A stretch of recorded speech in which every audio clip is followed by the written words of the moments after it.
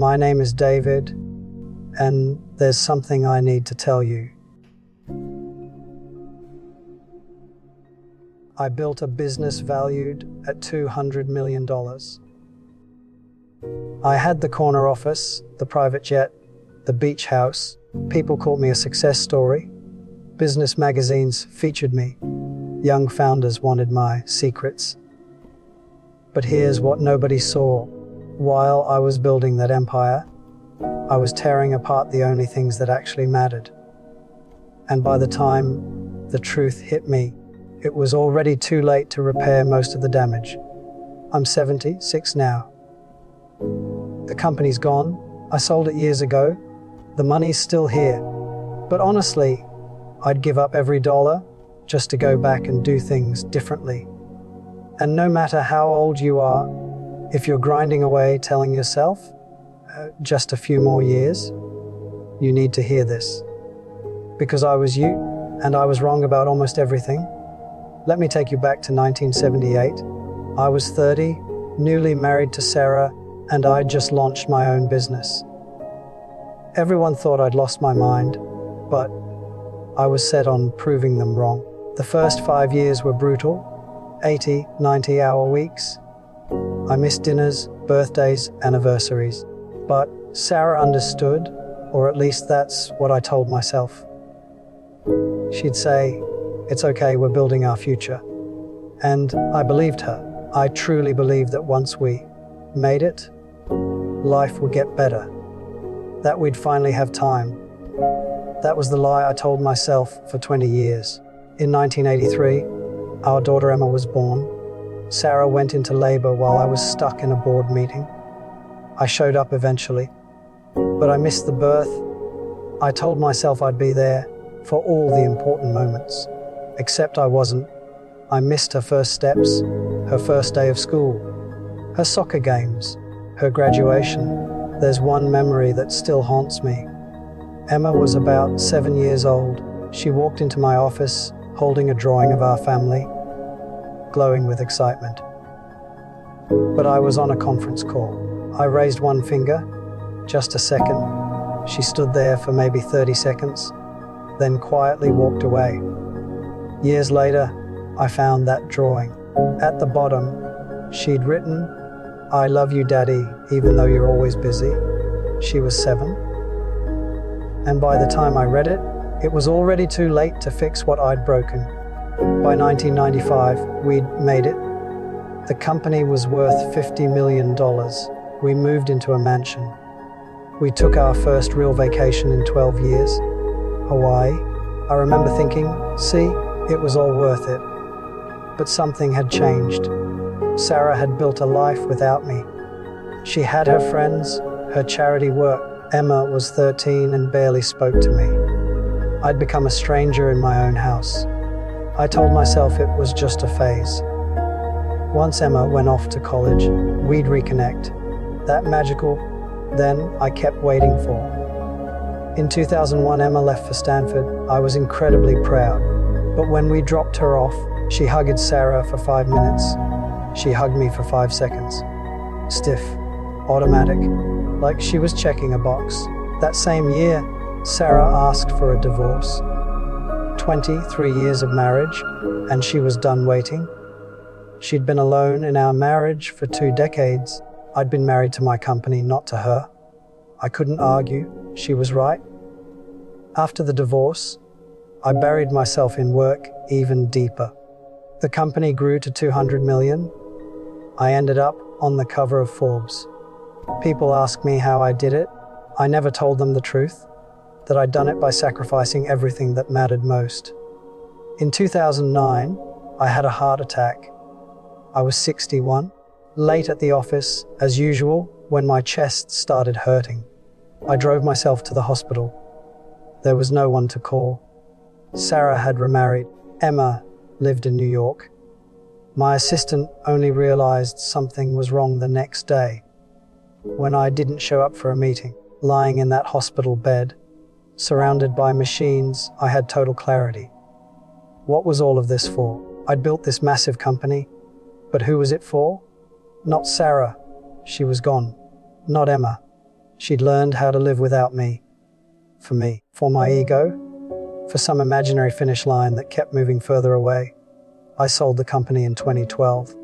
Big payout. And then I had to figure out what life was supposed to look like. 64 years old. More money than I could ever spend. And no one to spend it with. I tried to reconnect with Emma. Called her every week. Flew out to New York. But here's the thing about time. You can't replace it.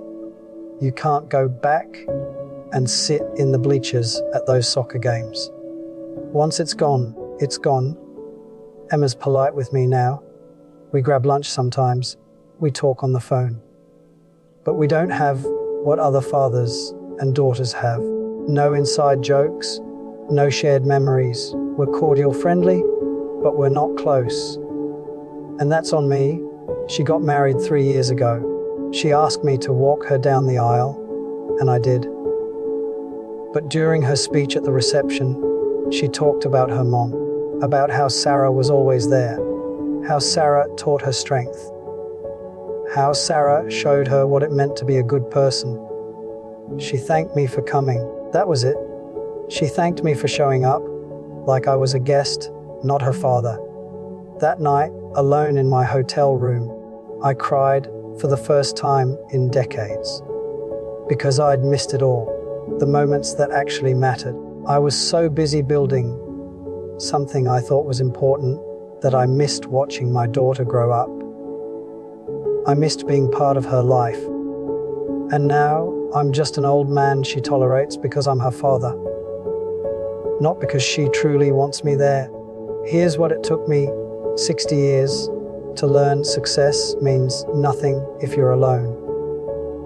Money means nothing if there's no one to share it with. Achievements mean nothing if the people you love don't care. I watch young men today making the same mistakes I made. Working 70, 80 hours a week, missing dinners with their kids to finish one more report, putting careers ahead of marriages, and they all say what I used to say: just a few more years. Once I hit this number, once I get this promotion, then I'll focus on family. But it never happens. There's always another goal, another deal, another promotion. The finish line keeps moving. Meanwhile, your kids grow up, your marriage cracks, and one day you wake up old, with a full bank account and a heart full of regret. If I could sit down with my 30-year-old self, this is what I'd say: your company won't collapse if you leave at 5. That meeting can wait until Monday. That email can be answered tomorrow. But your daughter's childhood won't wait.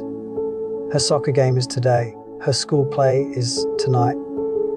And once those moments pass, they're gone forever. Work will always be there. There will always be another project, another crisis that feels urgent. But your kids won't always be kids. Your wife won't wait forever. Your parents won't always be around.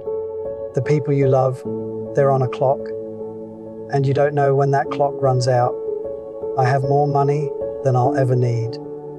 Investments, properties, a retirement fund that could support 10 people for a lifetime. And I'd trade every bit of it, every single penny, for one more day with Emma when she was 7, for one more quiet evening with Sarah before I pushed her away, for one more chance to show up and actually be present. You know what's ironic? Nobody at my company remembers me. I sold it, new management came in, and within 2 years it was like I never existed. The deals I killed myself over, nobody cares. The achievements I thought defined me, they're footnotes in old business magazines no one reads. But Emma remembers. She remembers every time I wasn't there, every missed birthday, every broken promise, every time I chose work over her. Those memories are permanent. They shaped who she became. They defined our relationship.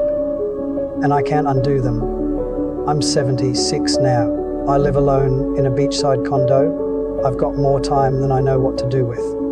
I read, I travel, I volunteer. But mostly, I think about what could have been. I think about the life I might have had if I'd understood sooner that success isn't measured in dollars, deals, or square footage. It's measured in relationships, in presence, in love. So if you're watching this and you're working late again tonight, stop, close the laptop, go home, be with your family, eat dinner with your kids, sit on the couch with your spouse, be present, be there. Because I promise you, 20 years from now, you won't remember what that report said. But you will remember whether you showed up for the moments that mattered. And if you're thinking, I'm different, my situation's different, I'm building something important, I thought that too. Every man who makes this mistake thinks he's different. We're not. We all think we have more time than we do. We all think family will wait. We all think we can fix it later. You can't. I learned this lesson 40 years too late. Learn it now. Go home. Be present. Choose your family. Because when your life is over, nobody's going to care about your career wins. But the people you love, they'll care whether you were there. And if you're not careful, you'll end up like me. Wealthy, accomplished, and completely alone. If this story makes you uncomfortable, good. It should. If it makes you want to change something, even better. Don't wait. Don't tell yourself tomorrow or next year. Do it today. Do it now. Time doesn't care about your plans. It just keeps moving. And one day, it runs out. Leave a comment and tell me what you're going to do differently. Hit subscribe if you want to hear more from someone who learned everything the hard way. Share this with someone who needs it, and then close your device and go be with the people who matter. Because trust me, they matter more than anything else ever will.